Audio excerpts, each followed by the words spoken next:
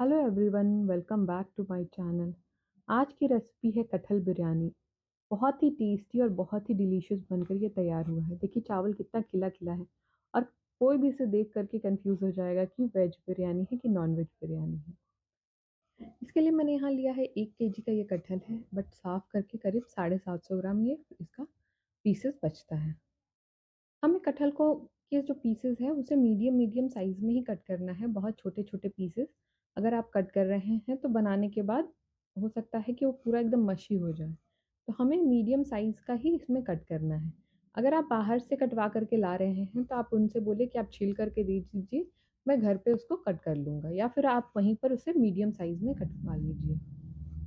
मैं यहाँ बिरयानी के लिए दावत का बिरयानी बासमती राइस यूज़ कर रही हूँ। आप कोई सा भी चावल यूज़ कर सकते हैं, बस ध्यान रखिए कि लॉन्ग ग्रेन का हो।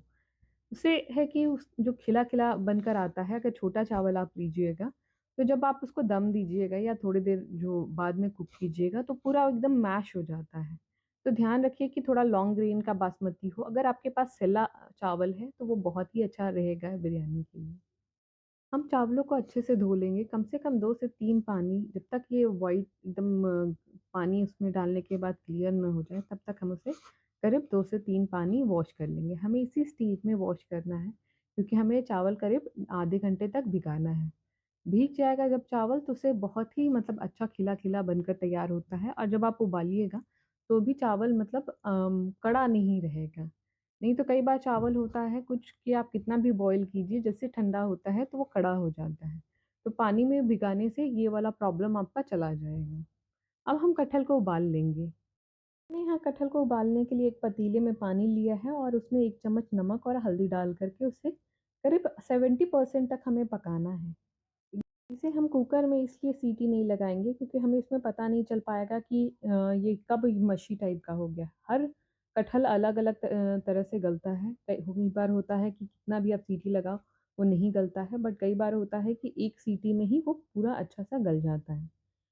हमें इसको ज़्यादा नहीं गलाना है क्योंकि हम इसको बाद इसको फ्राई भी करेंगे और उस मसाले के साथ भी हमें इसे भुनना है। तो ये 70% ही करीब हम इसे कुक करेंगे। बस इसको स्पून से आप दबा के देखिए, अगर हल्का-सा दब रहा है, इसका मतलब है कि ये डन हो चुका है। और हाँ, बीच-बीच में उलट-पलट करके कर दीजिए ताकि जो नीचे है वो ज़्यादा गल ना जाए और वो जो ऊपर में है वो थोड़ा कच्चा ना रह जाए। तो हमें बस बीच-बीच में पलट लेना है।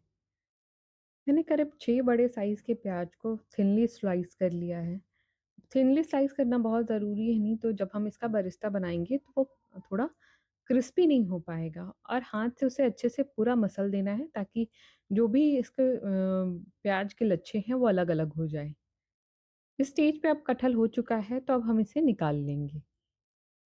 अब हम बिरयानी के लिए जो प्याज़ हमने कट किया है उसे हम फ्राई कर लेंगे और साथ-साथ चावलों को भी उबाल लेंगे। चावलों में एक अच्छा-सा फ्लेवर लाने के लिए हम कुछ खड़े मसाले डालेंगे। उसके लिए मैं यहाँ डाल रही हूँ 1 बड़ा चम्मच, मैंने यहाँ पर जीरा का डाला है भरकर, आधा चम्मच काली मिर्च, 1 टुकड़ा मैंने जावित्री डाला है, 1 टुकड़ा मैंने दालचीनी का, और बड़ा वाला इलायची 1 पूरा डाला है मैंने। नमक करीब 4 से 5 चम्मच मैं यहाँ डाल रही हूँ। बिरयानी का जब चावल उबालते वक़्त नमक का हमें ध्यान रखना है। अगर नमक जो पानी में है उससे हम टेस्ट करेंगे। टेस्ट करने के बाद जैसे सब्ज़ी में थोड़ा ज़्यादा नमक हो जाता है, उसी तरह पानी में नमक ज़्यादा होना चाहिए। इससे क्या होगा ना कि चावल पे बहुत ही अच्छा मतलब नमक का कोटिंग हो जाएगा। आपको बाद में बिरयानी में ऊपर से कोई नमक डालने का ज़रूरत नहीं पड़ेगा। तो इस चीज़ का आप ध्यान रखिए, इससे बहुत ही फ्लेवरफुल आपके चावल बनकर तैयार होंगे। अब हम बिरयानी के लिए बरिस्ता तैयार कर लेंगे। बरिस्ता थोड़ा-सा प्याज जो क्रिस्पी हो जाता है ना, उसे बोलते हैं। तो इसके लिए हमें एकदम हल्का गरम तेल में अच्छे से फैलाते हुए प्याज को डालना है और करीब उलटते-पलटते करीब 10 मिनट लगता है इसे क्रिस्पी होने में। जब तक वो क्रिस्पी हो रहा है तब तक हम एक मसाला तैयार कर लेंगे। इसके लिए मैंने यहाँ मिक्सर के जार में 1 बड़ा चम्मच मैंने जीरा लिया है, 2 बड़े चम्मच मैंने धनिया का लिया है। आधा चम्मच मैंने यहाँ पे काली मिर्च लिया है और 4 छोटी इलायची, 1 टुकड़ा मैंने यहाँ पर जावित्री का लिया है और उसी तरह 1 इंच मैंने यहाँ पर दालचीनी का लिया है। इन सबको हमें मिक्सी के जार में एकदम फाइन पाउडर तैयार कर लेना है। साथ ही साथ आप प्याज को भी बीच-बीच में उलटते-पलटते रहेंगे। नहीं तो होगा ना कि नीचे से वो जल जाएगा और ऊपर से वो थोड़ा सॉफ्ट रह जाएगा। इसीलिए हमें बीच-बीच में चलाना बहुत ज़रूरी है। पानी में उबाल आ चुका है, अब हम उसमें चावल को डाल के उबाल लेंगे। चावलों को हमें बहुत आराम से डालना है क्योंकि ये भीगे हुए हैं। अगर हम थोड़ा-सा भी इसको ज़ोर लगाएँगे डालने में, ये पूरा बिखर जाएगा चावल। तो इसे हमें बहुत आराम से डालना है और करीब हमें 70% ही चावल हमें कुक करना है। साथ ही साथ हम प्याज को भी चला लेंगे और जो मसाला हमने बना के रखा है, उसे भी पीस लेंगे। उसका फाइन पाउडर बनाना है, उसके बाद हम दूसरे जार में उसको शिफ्ट कर लेंगे। आप चाहें तो ये दोनों काम पहले से भी करके रख सकते हैं। इससे आपको जब भी बिरयानी बनाना है, तो उसमें आपको आसानी होगा। आप बरिस्टा बना के फ्रिज में भी रख सकते हैं। कई बार हम बिरयानी बहुत लार्ज क्वांटिटी में बनाते हैं, तो उसमें एक सबसे जो मेजर प्रॉब्लम है, वो चावलों में आता है। चावल खिले-खिले नहीं बनते हैं, वो थोड़े-से मैश हो जाते हैं। तो उससे बचने के लिए आप सबसे एक बेस्ट तरीका है कि जो 60% पे ही आप आधे चावलों को निकाल दीजिए। जो आधे चावल हैं, वो 60% पे निकाल दीजिए और उसके बचे हुए 70% पे आप उसको अलग-अलग दोनों चावलों को रखिए। जो 60% पे कुक चावल है आपका, वो सबसे नीचे के लेयर में आप डालिए। इससे क्या होगा ना कि जब आपका वो दम पे आएगा, तो नीचे के चावल जल्दी ज़्यादा अच्छे से पक जाएँगे। इससे होगा क्या कि आपका जो चावल है बहुत खिले-खिले बनेंगे और थोड़े से भी मतलब मैश नहीं होंगे। बरिस्ता बिल्कुल रेडी है। इसे इसी स्टेज पे हमें निकालना है, अगर हमने ज़्यादा ब्राउन किया, तो ये अपने ही हीट में और कुक होता चला जाएगा। तो ये ज़्यादा ही ब्लैक कलर में आ जाएगा। इसको इस स्टेज पे निकालने के बाद जो भी बचा प्याज़ है, उसे भी हम और फ्राई कर लेंगे। साथ ही साथ मैं यहाँ पर तैयार कर रही हूँ अदरक-लहसुन का पेस्ट। मैंने यहाँ करीब 20 से 25 कली लहसुन की और 1.5 इंच अदरक का, उसे हल्का-सा पानी डाल कर के उसका पेस्ट तैयार कर लिया है। इसको हम कटहल को मैरिनेट करने में यूज़ करेंगे। बरिस्ता बिल्कुल तैयार हो चुका है। बस जैसे मैं यहाँ फैला रही हूँ ना, इसी तरह आपको फैला कर के ठंडा होने के लिए छोड़ देना है। आप चाहें तो इसको स्टोर करके फ्रिज में रख सकते हैं। जिस तेल में हमने प्याज़ को फ्राई किया है, उसी तेल में हम कटहल को भी फ्राई कर लेंगे। हमें कटहल को मीडियम फ्लेम पे ही फ्राई करना है। हल्का जब ब्राउन हो जाएगा, उसके बाद हम उसे निकाल देंगे। इसी तरह हमें सारे कटहल के पीसेस को फ्राई करके निकाल लेना है। कटहल चुनते वक़्त आप ध्यान रखें कि जो सबसे बड़ा वाला जो कटहल होता है, उसमें बहुत मोटे-मोटे बीज होते हैं। तो आपको बीज और जो अंदर का लाइनिंग है, उसको रिमूव कर देना पड़ेगा। लेकिन अगर आप मीडियम साइज़ का कटहल यूज़ कर रहे हैं, जिसमें एकदम छोटे-छोटे वाले बीज होते हैं, तो उसमें आपको ये सब चीज़ नहीं करना पड़ेगा। अब हम कटहल को मैरिनेट करेंगे। मैरिनेट करने के लिए मैंने यहाँ पर करीब 1 कप दही, अगर आपकी क्वांटिटी इसकी कम है, मैंने यहाँ करीब 750 ग्राम पे 1 कप दही लिया है। अगर आप आधा केजी या 250 ग्राम ले रहे हैं, तो इस हिसाब से आप अपनी क्वांटिटी को कम-ज़्यादा कर सकते हैं। जितना भी मैंने यहाँ लहसुन अदरक को का पेस्ट बना के रखा था, मैं सारा का सारा पेस्ट इसमें डाल दूँगी। ध्यान रखना है कि दही बहुत खट्टी ना हो, नहीं तो इससे पूरा ही टेस्ट इसका पूरा खट्टा हो जाएगा। तो नॉर्मल दही हो, वो ही आपके लिए काफ़ी है इसके मैरिनेट के लिए। यहाँ पर मैं 1 चम्मच नमक, 1 बड़ा चम्मच मैंने यहाँ पर कश्मीरी लाल मिर्च डाला है और 2 बड़े चम्मच मैंने यहाँ पर किचन किंग का यूज़ किया है। आधा चम्मच हल्दी का पाउडर का यूज़ किया है और जो पाउडर हमने खड़े मसालों का बना कर रखा है, उसे करीब 4 बड़े चम्मच मैंने यहाँ पे डाला है। जो बरिस्टा मैंने रेडी करके रखा है, उसे करीब 1 मुट्ठी हम इसमें मिक्स करेंगे। इन सबको हमें बहुत अच्छे से मिक्स करना है। इन सबको मिक्स करना बहुत ज़रूरी है क्योंकि जो मसाले जब हम इसे भूनेंगे तो इसे अच्छे से मिक्स होना चाहिए। अब हम यहाँ पर धनिया की डंठल को भी ऐड करेंगे। आप चाहे तो इस टाइम पे जो हरी मिर्च होती है उसे भी आप स्लिट करके यूज़ कर सकते हैं। बट मैं यहाँ बच्चों के लिए बना रही हूँ तो उसे मैंने स्किप कर दिया है। 2 छोटे टमाटर को मैंने यहाँ कट करके यूज़ किया है। अगर टमाटर खट्टे हैं तो 1 ही टमाटर आप यूज़ करें।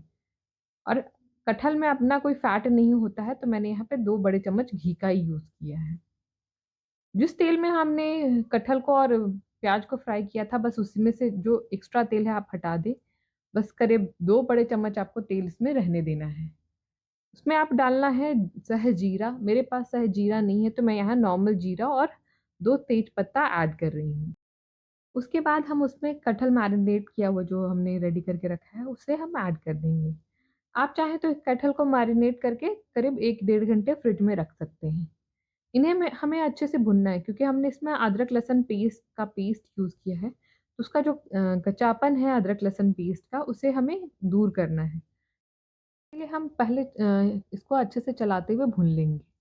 भुनने के बाद क्योंकि इसमें हमने दही डाला है, तो इसमें थोड़ा-सा भी हमें एक्स्ट्रा पानी डालने का ज़रूरत नहीं है।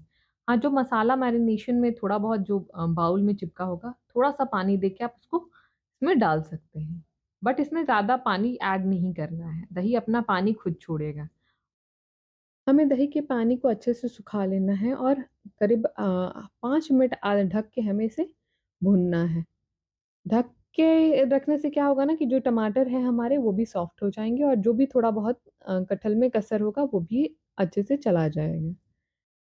कटहल अच्छी तरह से भुन चुका है तो अब हम बिरयानी की लेयर्स लगाएँगे। आप चाहें तो जिस कढ़ाई में आप कटहल को भून रहे हैं उसमें भी आप लेयर्स लगा सकते हैं या आपके पास इससे बड़ी पतीली है तो आप उसको भी यूज़ कर सकते हैं। लेयर्स लगाने के लिए नीचे कटहल का एक बेस पहले फैलाना है, उसके ऊपर हमें चावल डालना है।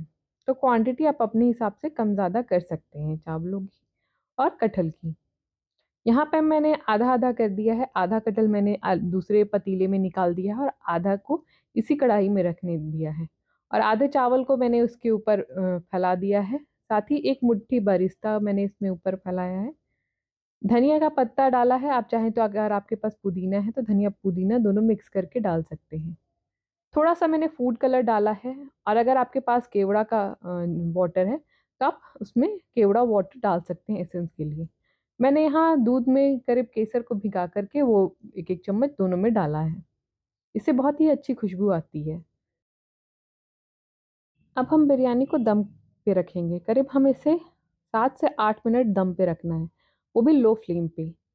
7 से 8 मिनट बाद हमें गैस का फ्लेम ऑफ कर देना है और करीब 5 मिनट हमें उसी तरह ढककर छोड़ देना है। 5 मिनट बाद हम उसके ढक्कन को हटाएँगे और उसके बाद जितनी भी बिरयानी है, उसे हम अच्छे से नीचे से मिक्स करेंगे। आप चाहें तो इसको स्मोकी फ्लेवर भी दे सकते हैं। स्मोकी फ्लेवर देने के लिए आप कोयले को गैस में थोड़ा-सा गरम कर लें। उसके बाद एल्युमिनियम फ़ॉइल का एक कटोरी टाइप का बना लें, उसके बाद इसके ऊपर रख के उसमें 2 चम्मच घी डाल कर के ढक कर के करीब 5 मिनट के लिए छोड़ देना है। इससे बहुत ही अच्छा स्मोकी फ्लेवर आता है। लेकिन मेरे पास कोयला अवेलेबल नहीं था इसलिए मैंने इसको स्मोकी फ्लेवर नहीं दिया है, बट फिर भी ये बहुत ही टेस्टी बिरयानी बनकर तैयार हुआ है। इसे रायते और लच्छे प्याज के साथ सर्व करें और मेरे चैनल को लाइक, शेयर, सब्सक्राइब ज़रूर करें।